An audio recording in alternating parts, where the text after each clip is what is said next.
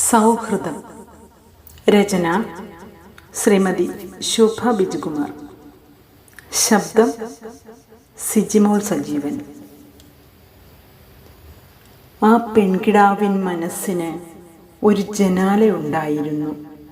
തുറക്കാതെ പോയ ജനാലയ്ക്ക് വെള്ളി പോൽ തിളങ്ങുന്ന വാതിലുകൾ.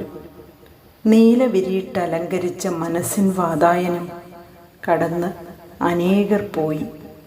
ചിലരൊന്ന് നിന്ന് സാകൂതം നോക്കി മെല്ലെ തഴുകിക്കടന്നുപോയി.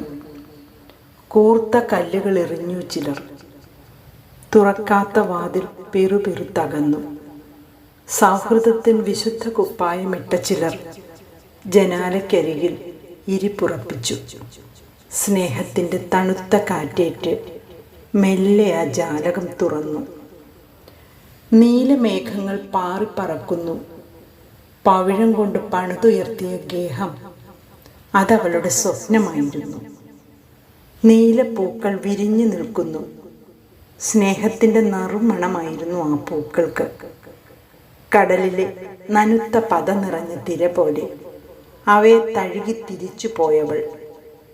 തുള്ളിയോടും മാൻകൂട്ടങ്ങൾക്ക് അവളുടെ മനസ്സിൻ്റെ വേഗതയായിരുന്നു. അവൾ പറയാതെ പറഞ്ഞ കഥയിലലിഞ്ഞ സ്നേഹിതർ നിങ്ങൾ.